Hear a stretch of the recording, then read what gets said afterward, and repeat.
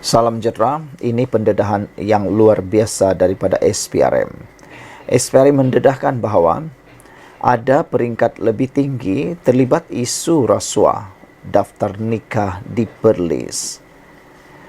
Suruhanjaya Pencegahan Rasuah Malaysia (SPRM) percaya ada individu di peringkat lebih tinggi terlibat dalam kes penerimaan suapan berjumlah lebih RM1 juta dalam pengurusan pendaftaran pernikahan diperlis. Ketua Pesuruhjaya SPRM Tan Sri Azam Baki berkata, berdasarkan siasatan dilakukan ke atas 3 suspek, termasuk seorang pegawai kanan Jabatan Hal Ehwal Agama Islam Perlis, mendapati ada kemungkinan penglibatan pihak lain. Setakat ini belum ada tangkapan baharu, namun demikian saya tidak menolak kemungkinan ada peringkat lebih tinggi yang terlibat. Di sini pentingnya untuk diketahui ke mana wang itu pergi dan siapa lagi yang terlibat dalam skandal mendaftarkan mereka ingin berpoligami di Thailand dengan secara tidak betul, katanya, kepada pemberita selepas menyempurnakan majlis penutupan pertandingan debat anti rasuah Institut Pendidikan Tinggi Piala Ketua Pesuruhjaya SPRM 2024 di Universiti Teknologi Petronas di Tronoh di sini pada Ahad. Azam Baki berkata siasatan dijalankan SPRM berkait kes itu juga akan menjurus untuk mengesan pasangan terlibat kerana memilih jalan mudah menggunakan ejen di Jabatan Agama Islam untuk mendaftarkan pernikahan dengan menggunakan wang rasuah. Dalam siasatan ini, kita tidak ada keperluan untuk membuat penyiasatan kenapa mereka bernikah dan berpoligami di Thailand. Pentingnya, pasangan ini apabila balik ke Malaysia terutama di Perlis, mereka daftarkan pernikahan dengan cara yang tidak mengikut prosedur, iaitu secara rasuah, katanya. Mengulas lanjut, Azam berkata SPRM telah membuat permohonan untuk membekukan akaun 3 suspek yang ditangkap dan disyaki terlibat dalam sindiket berkenaan. Langkah itu bagi membolehkan pasukan siasatan mengetahui apa yang telah berlaku dengan wang yang masuk ke dalam akaun mereka dan apa yang telah dibelanjakan, katanya. Tempoh reman 3 suspek berusia 25 hingga 52 tahun telah dilanjutkan selama 3 hari lagi sehingga 12 Jun ini. Selain pegawai kanan Jaibs yang menjadi suspek utama, 2 lagi yang ditahan merupakan imam masjid dan anaknya juga pemilik syarikat bertindak sebagai perunding dan menguruskan urusan pernikahan di Perlis. Mereka disiasat atau ditahan SPRM bagi membantu siasatan berhubung penerimaan rasuah suapan berjumlah RM1.183.140 dalam pengurusan pendaftaran pernikahan di Perlis sejak April 2022 hingga Jun 2023. Sekian dulu untuk kali ini, jangan lupa tinggalkan komen Anda. Salam sejahtera. Anwar akhirnya ikrar akan pertahan penjawat awam, tidak terikut-ikut tekanan penyakau. Perdana Menteri Datuk Seri Anwar Ibrahim memberi jaminan akan mempertahankan penjawat awam yang menjalankan tugas dengan baik dan tidak akan terikut-ikut dengan tekanan daripada puak penyakau. Berucap pada Majlis Perhimpunan Warga Kementerian Kewangan di Putrajaya hari ini, Anwar berkata beliau telah memaklumkan kepada Ketua Setiausaha Negara Tan Sri Muhammad Zuki Ali untuk mempertahankan penjawat awam yang menjalankan tugas dengan bertanggungjawab. Saya akan pertahankan setiap penjawat awam selagi mereka jalankan tugas dengan baik, kata Anwar. Saya tidak akan terikut-ikut dengan tekanan puak-puak penyakau. Jadi saya harap saudara faham itu, kata beliau. Anwar yang juga Menteri Kewangan berkata hal ini kerana terdapat banyak kes dilaporkan mengenai ada tindakan diambil terhadap penjawat awam biarpun menjalankan tugas dengan baik susulan tekanan daripada pegawai peringkat tertinggi.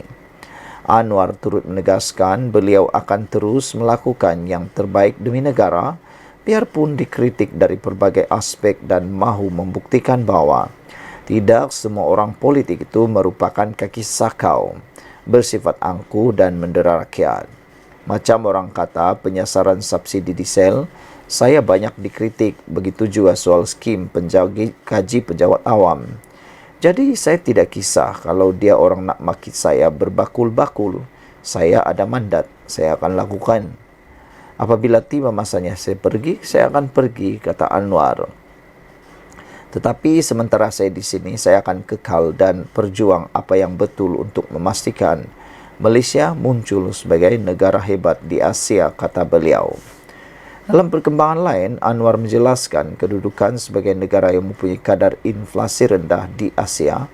Ia tidak menjamin tiada kenaikan harga barangan akan berlaku, meskipun beliau tidak inginkan perkara itu berlaku. Inflasi yang terendah di Asia maknanya kenaikan kecil masih berlaku. Katanya sambil menambah, beliau turun padang setiap minggu bagi menyelami kehidupan rakyat. Perdana Menteri turut menegaskan beberapa keputusan besar kerajaan ketika ini adalah untuk menyelamatkan negara serta meningkatkan aspek tertentu meliputi pengangkutan awam, pendidikan, digital, dan kecerdasan buatan. Sekian dulu untuk kali ini. Jangan lupa tinggalkan komen anda, tekan butang subscribe. Kita jumpa lagi. Salam sejahtera, terima kasih kerana bersama dengan saya. Harga diesel, sedih hati bukan kepalang, kata Muhyiddin. Wow, ini satu pengakuan luar biasa daripada Muhyiddin. Saudara-saudara sekalian, ramai yang memberikan komen tentang isu ini, yaitu apabila Muhyiddin kata harga diesel, sedih hati bukan kepalang. Ini beberapa komen daripada netizen berkait isu ini. Kata Brown Falcon, ini celaka dulu tutup parlimen untuk berkuasa dan sapu projek. Sudah-sudahlah wayang orang politik, nasib baik KWSP tak bankrupt, kata Brown Falcon. Violet Well kata, inilah penghipokrit nasional, kata beliau. Red Parrot pula kata, apa sedihnya? Kerajaan hanya bersetuju menetapkan harga diesel dijual berdasarkan harga pasaran semasa. Yang layak untuk harga subsidi diesel tetap memperoleh subsidi. Yang layak dapat bantuan kekal dapat bantuan. Cuma orang kaya, warga asing, penyeludup minyak diesel tidak akan dapat harga subsidi lagi. Dengan polisi baru ini, kerajaan akan melaksanakan subsidi bersasar dan pada masa yang sama berjaya meminimumkan ketirisan diesel akibat perbuatan pihak yang tidak bertanggungjawab. Purple Mouse pula kata, sedih hati konon. Sedih hati konon. Sakau Janawi bawa ratusan juta tak sedih hati rakyat ke, kata Purple Mouse. Black Hawk pula kata, aku lebih sedih kerana terpaksa membayar hutang negara yang mencecah 1.5 trilion kerana Perdana Menteri macam kamu banyak menyamun wang negara, kata Black Hawk. Jadi rasionalisasinya ini terpaksa dilakukan kerana wang yang dapat dijimat dari subsidi bahan bakar boleh membayar hutang negara. Wan Khalid kata, rakyat biasa mana ada guna diesel lagi. Lagipun kerajaan ada bagi subsidi. Tapi yang seludup dan lari keluar negara macam anak mertua Tan Sri Muhyiddin Yassin lah yang patut risau, kata beliau. Oasis PJ kata, majoriti yang komen di sini adalah manusia lidah bercabang. Masa Najib perintah dulu naik minyak 10 sen dah melenting sana sini. Sekarang diesel naik RM1.20 boleh pula kata keputusan yang tepat. Otak kalau dah pikir nak menjahanamkan ekonomi dan pemerintahan Melayu, sanggup sokong biar rosak negara agar masa depan ada alasan tak mau ambil pemimpin Melayu lagi jadi pemimpin. AKJ kata, kita tengok dalam beberapa bulan mendatang, jangan tembak rambang. Tahulah kamu tu sama level cerdiknya dengan Muhyiddin. Level-level pengkhianat memang kerja mencari ruang dan peluang untuk berhabis peluru fitnah dan menghasut. Apalagi apabila sedang menghitung hari mendepani kes Zonglap yang akan menoktahkan karier politik, kata AKG. Kecerdasan luar biasa kamu sama taraf dengan level-level penunggang-penunggang agama. Hari-hari meratib salah DAP. Islam tergugat, agama dipijak. Tapi nasib rakyat negeri yang ditakbir berdekad penuh cacat celah. Masa dia pegang kuasa tak nampak ada sekelumit kebolehan mentadbir.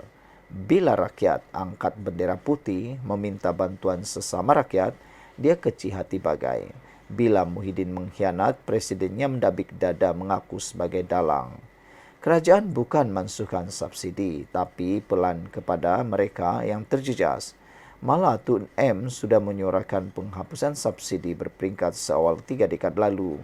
Sudah diumumkan pun seramai 30,000 rakyat diberi bantuan RM200 bagi meminimumkan impak.